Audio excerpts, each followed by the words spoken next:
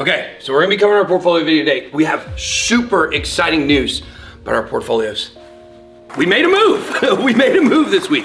So I wanna talk about what that is, why it's important, why it's a concept you really need to understand. So today, we're gonna be covering the ISO 222, or see, I like saying 20022 because when we say 222, it sounds like 222. Does that make sense?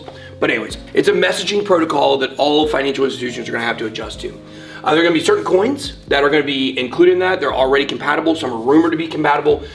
This list we have of coins is a mixture of those. If you wanna see where all the rest of our portfolios are, right now in Ethereum, we've got $2,513 and $904 in Cardano. That's doing $100 in Ethereum and $50 in Cardano every day for about the last 5 weeks or so. This is the portfolio I wanna talk about today because we made a move. We made a big move. Not a gigantic move, but it's an important move. Now, if you wanna get access to all of these coins, almost all these coins, or maybe even all of them, you guys can go check out Binance, Binance.com. It's the anti-FTX. If you want to sign up for that, you can click this link right above my head. $600 bonus signing up for Binance.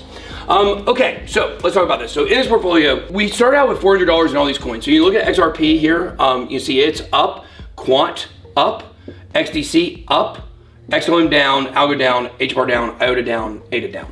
So ADA is down a pretty good considerable bit from where we bought it at. But basically, when you look at the total of this, we're actually up almost $300 total on this portfolio. It's like 250 or some odd dollars. Now, why are we up? Why are we up right now? Well, the reason we're up is because we took profits. And I'm gonna explain what I did here. This Quant has been pumping, right? So Quant was sitting at a much higher number than this. It was almost maybe $700 or so. And we decided to take profit. So we actually took out $200 worth of Quant and we moved it up here to USDC. So now we've got more juice in the stable coins. Now, this is an interesting portfolio because we're limited in which coins we can buy for it because we're only using these coins. So you might say to yourself, well, why would you take profits if you're just gonna, put it back into one of these other coins? Like, what's the point? And especially because Quant has seemed to be like almost a chain link of this bull run or bear market where it's been going up while everything else pretty much has been going down. It's been really interesting to watch. And so you tend to get this idea of FOMO, right? You tend to get this idea that it's gonna go up forever. Like, I can't wait to see what Quant is at the top of the bull run. Well, yeah, but remember this, what goes up, it must come down. So this is truer and no spot better than the markets. When things are in the green, massively in the green, there's a good chance they're going to pull back. And so, yeah, guys, I'm just like you. My brain works about crypto the same way that yours does. My emotions are the same, maybe even more so. I may have bigger swings of volatile emotions because it's not just me investing, it's also the stuff we're talking about on the channel. So if I'm favorable on something and something drops dramatically, I feel it probably more than a lot of people do. If something goes up and I said it was gonna go up, not financial advice, of course, but just on my own opinions, then that feels really good. Markets are swings of emotions.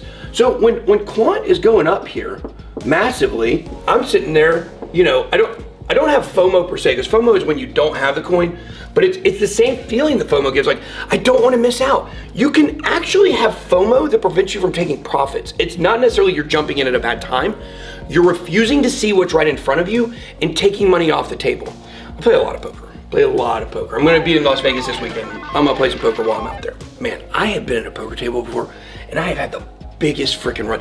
I played 10-20 small blind, big blind at the Bellagio, and it was I think I sat down with 4,000.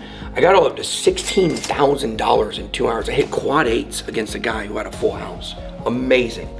And I had two in my hand too, so it wasn't a 3+1 situation. And man, I got that thing all the way up to $16,000, and I'm feeling so good. It's like, man, like I made all the money for the trip. I've tripled my money. I've done all this. Awesome. And you know what I did?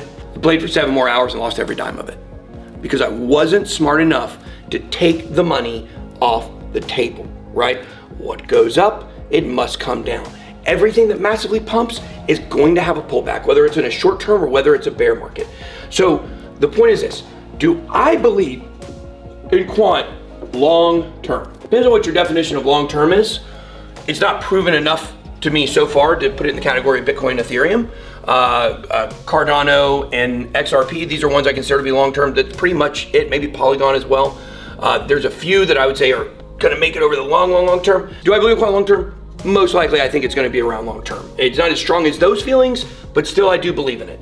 So why am I taking profits off the table if I think I believe in this long term? Well, it's all about getting value. I took this $200, and now this $200 that we took in profit, now we can roll it back into something like Cardano that's down.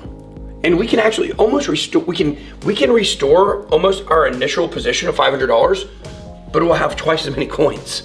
You see? So what's gonna happen if Cardano pumps? Well, guess what I'm gonna do? I'm gonna do the same thing. And maybe when Cardano pumps, maybe when ADA's going up, you know, maybe at that point, Quant's having a pullback. So then I take the profits from here and I roll them right back into here. You guys understand how this works? You gotta take profits. And look, this is not a gigantic portfolio. This portfolio is not gonna probably, you know, people are probably gonna retire off of a 5,000 ISO 200 or 20022 portfolio. Maybe, potentially, but most likely this thing might roll up to $100,000, $200,000, somewhere around there. I think people would be happy with that if you start with $5 grand. But along the way, you're gonna have to make some moves. And so $200, it doesn't seem like it's a gigantic, you know, colossal move that you gotta do, but it's the little things that add up over time. If we're able to keep this portfolio around the same number or a little bit in profit by the time things go bullish, it's gonna have massive returns. But if you're not practicing the moves now with the smaller numbers, you're not gonna practice them when we hit the moon. When we hit the moon, you're gonna miss it and you're gonna go back down to zero. You don't wanna do that. You wanna take profits. Zero, maybe not absolute zero, but you guys understand what I'm saying? So hope this was helpful.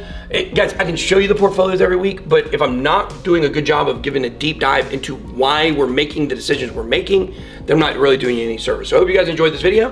Don't forget, check out that Binance link. That's all I got. Be blessed, BitBoy out.